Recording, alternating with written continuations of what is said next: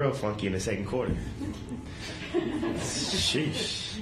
But no, they it was a couple of times where they just caught the ball and just rose up and like shot a three.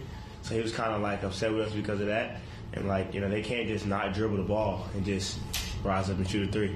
Something's wrong with your thing. They rise up and shoot a three. But you know, I think all of the rest of the quarters, holding them under 25, that's like pretty, you know, elite defense in the NBA. So if we can just get the funky quarter out of there, then we'll be good. Well, what allowed you to kind of flip the switch in the fourth quarter for yourself? Yeah, I just wanted to be extremely aggressive. I didn't like how I played, like at the beginning of my the second unit stint in the second quarter. I feel like I just was out there and I wasn't like aggressive. I wasn't demanding the ball, and I wasn't going to let that happen twice. So it was better at the beginning of the fourth, and then got a quick break and got to go back in and hit a big shot and make some free throws and got some stops and we won. So it was great. Does your mindset change when you see Joe kind of grab the knee and everything? It looked like you really took control after that. I mean, I wouldn't say it changed. I just know a couple plays. You know, he told me to kind of be more aggressive. You know, just so he can get a little break in there. And then we played a little 2-minute game, got him a couple shots, but he's on me like all the time about shooting and being aggressive, and it's like because I think he feels like if I'm aggressive, then it's gonna open up more looks for him. So we're trying to do that. Look at the first quarter, Joel kind of pointed at you, and then on an inbound pass, you weren't the guy bringing it up for a couple of possessions, but somebody else that you were kind of sprinting off at DHO. Right. What were you guys seeing on that set that kind of inspired that? Yeah, he can tell me when I'm not going to get the ball and be demanding sometimes. But we have multiple guys that can bring it up and then get into a different action to where I play like on the second side.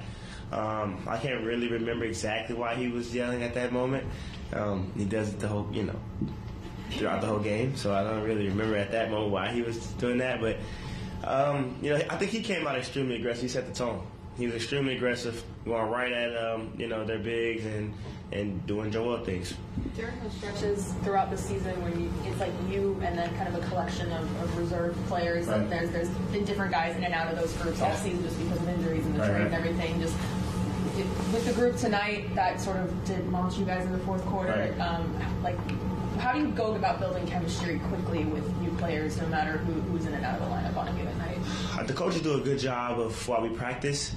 Sometimes Joel will go down to the other side, and then I'll go down this side, and he'll send players and send guys all over the place.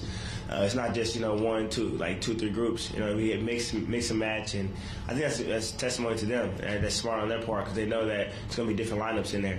And so everybody knows what we're trying to do. Everybody knows what the end goal is. And everybody knows what we're doing offensively and defensively. So it works out for us. So when somebody like Mo comes in who hasn't played in the first half, hasn't played a ton in the season, does it feel just like, oh, okay, he's in the game now? Like that, just from your perspective? Yeah, you kind of know. Mo pops a little bit sometimes. He rolls a little bit. You got to know how to play with both Mo, Puri, sometimes Marcus at the 5, big fella. So I feel like we've done a great job of mixing in guys, so that's kudos to coach. I asked Nick about how much pride you take in your 0 turnover nights, and his response was that he assumed your dad was a coach. We confirmed that for him.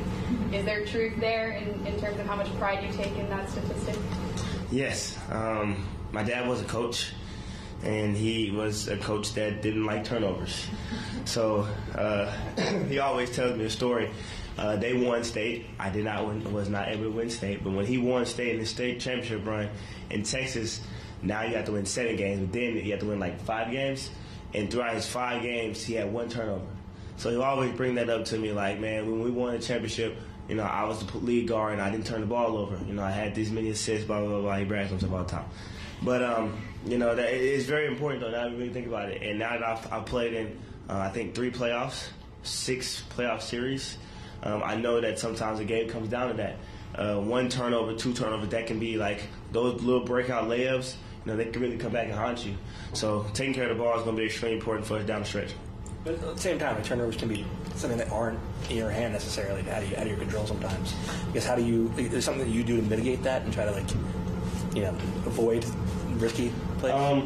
Sometimes I just try to pass the ball to our team jerseys, like honestly, it's like the open man. You know what I mean? Like as soon as he's open, I try to get it to him. And like if I could do that sometimes, then it really helps us. And Joel, sometimes getting him the ball in traffic is interesting. Things happen with Joel, but no, he's been great though. And I just try to make plays for myself, make plays for my teammates, and it's been working for us.